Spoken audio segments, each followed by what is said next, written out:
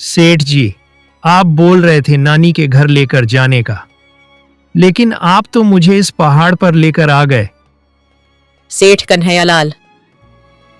मैं तुझे नानी के घर नहीं, तेरे माँ बाप के घर पहुंचाने के लिए यहां लेकर आया हूं। मैं तेरे घर को हड़पने के इरादे से लेकर आया, लेकिन अब तुझे मरना होगा।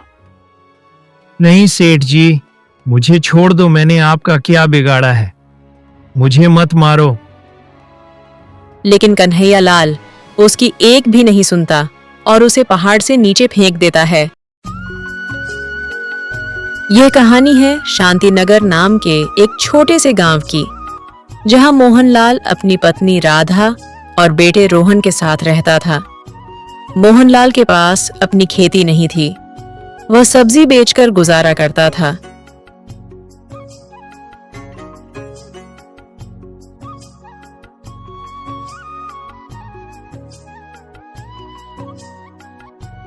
एक दिन सेठ कन्हैयालाल गांव में अनाज खरीदने आया। शाम हो गई।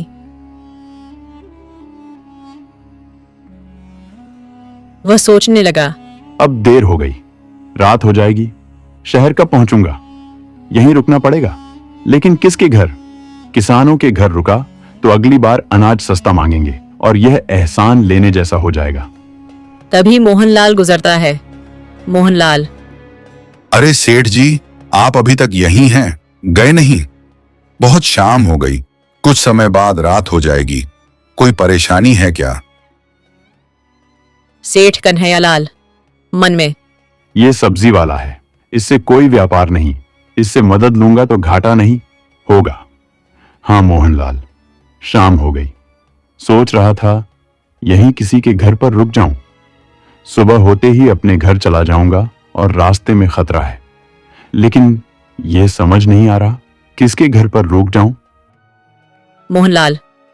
अरे सेठ जी, इसमें भी भला कोई सोचने वाली बात है। मेरे घर चलिए, आज की रात मेरे घर गुजार लीजिए, कल सुबह चले जाना। सेठ कन्हैयालाल। नहीं मोहनलाल, तुम्हारा परिवार भी तो है, मैं तुमको तकलीफ नहीं देना चाहता, मैं अंधेरे में ही चला जाऊंगा। मोहनलाल। अरे सेठ जी, कोई तकलीफ नहीं है, घर 2 कमरे का है, आप एक में सोइए, हम दूसरे में सो जाएंगे, चलिए। सेठ कन्हैयालाल। ठीक है, अगर तुम इतना कह ही रहे तो तुम्हारे साथ चलता हूं। तुम्हारा बहुत शुक्रिया, तुम बहुत नेक दिल इंसान हो। राधा, सेठ जी आज हमारे यहाँ रुकेंगे, उनके लिए भी खाना बना दो।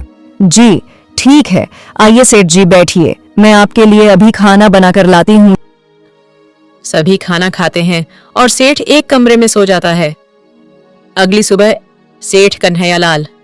मोहनलाल, बहुत बहुत शुक्रिया, राधा ने जो खाना बनाया वो बहुत स्वादिष्ट था। ठीक है, तो अब मैं चलता हूं। ऐसे ही कई बार होता है। सेठ अब सीधे मोहनलाल के घर आता था। एक दिन राधा कहती हैं, जी ये सेठ हमारे घर रोज रोज आते हैं, हमारा घर क्या धर्मशाला है, हम जैसे तैसे गुजारा करते हैं, वो मदद नहीं करते। गांव में और भी घर हैं, हमारे घर ही क्यों आते हैं यहाँ? मोहनलाल। धीरे बोलो राधा, उनकी मजबूरी है। मजबूरी? बड़े घर वाले हैं, हमारी मजबूरी नहीं देखते। अगले दिन राधा मोहनलाल से कहती है, जी गांव में सब्जी नहीं बिकती, शहर जाइए, वहां अच्छा दाम मिलेगा, लेकिन रात हो तो सेठ जी के घर रुकिए, देखते हैं वे हमारा एहसान याद रखते हैं या नहीं। मोहनलाल। वो अच्छे हैं राधा, मना नहीं करेंगे। मोहनलाल सब्जी बेचता है। आज उसकी अच्छी बिक्री हुई थी। शाम होती है। मोहनलाल सेठ के घर जाता है। नौकर। कौन हो तुम, अंदर ही घुसे चले आ रहे हो? मोहनलाल। भाई मैं पास के गांव शांतिनगर से आया, मुझे सेठ जी से मिलना है। तो बोल देना मैं घर पर नहीं हूं और पत्नी अकेली है, मैं ऐसे गरीब को घर में नहीं रख सकता। नौकर। सेठ जी मना कर रहे हैं, जाइए। मोहनलाल। लेकिन वो हमारे घर तो रुकते थे, अब मैं कहाँ जाऊं? मेरे साथ चलो, आज रात मेरे यहाँ रहना। अगले दिन मोहनलाल, राधा, तुम सही कह रही थी। उन्होंने मुझे झूठ बोलकर भगा दिया। मैंने कहा था, अब आने दो उन्हें, मैं उनको दरवाजे से भगाऊंगी। कुछ दिन बाद सेठ आता है। सेठ कन्हैयालाल बाहर से, मोहनलाल, अरे ओ मोहनलाल, बेटा, जाकर कहो पिताजी घर पर नहीं हैं और माँ अकेली है। माँ ने मना किया, निकल जाइए। सेठ कन्हैयालाल, ये क्या बदतमीजी। और सेठ वहां से चला जाता है। एक दिन मोहनलाल, राधा और रोहन नाव में सवार थे। नाव डूब गई। मोहनलाल और राधा डूब गए। रोहन बच गया। गांव वालों ने अंतिम संस्कार किया। रोहन अकेला रह गया। सेठ कन्हैयालाल मन में, अच्छा हुआ दोनों मर गए। अब उनका घर मेरा और रोहन को साथ ले जाऊंगा।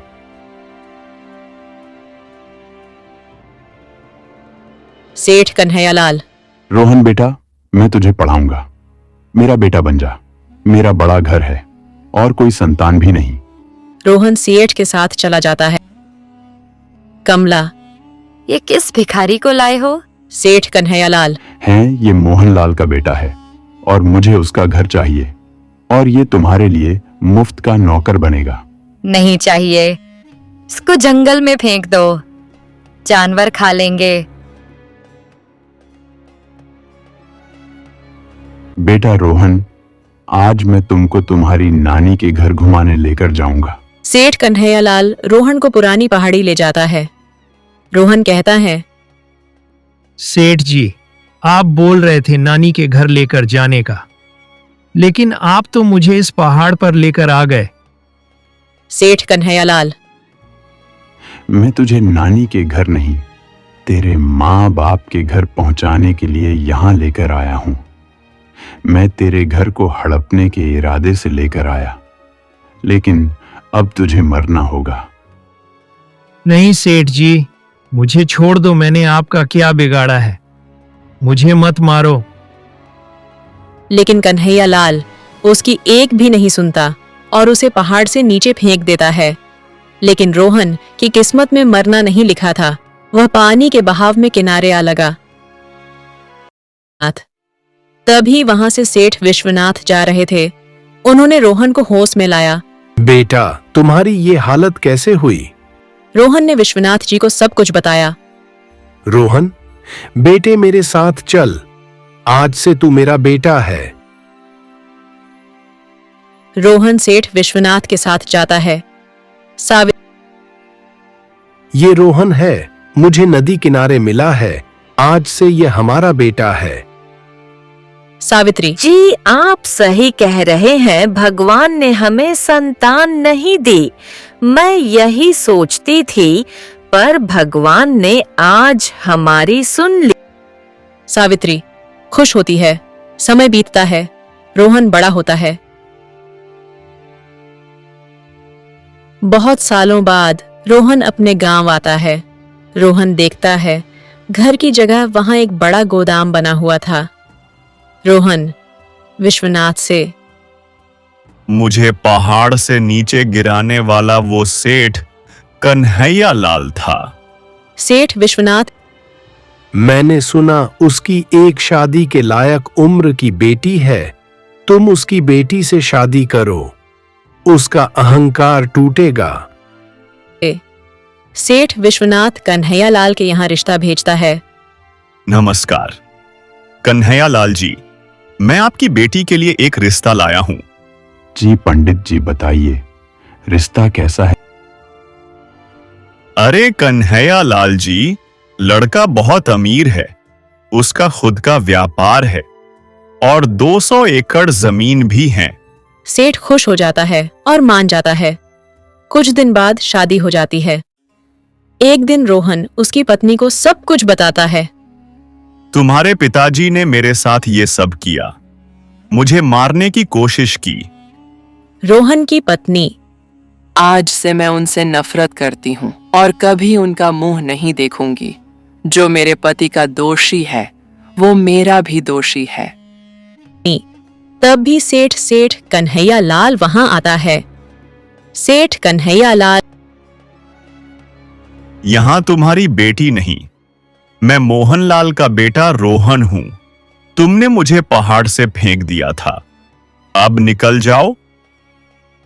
जो मेरे पति का दोषी है वो मेरा भी दोषी है। मेरे कर्म, मेरी बेटी ने मुंह फेर लिया, मैं बर्बाद हो गया। जो जैसा करता है वैसा ही भरता है। लालच की सजा मिलती जरूर है,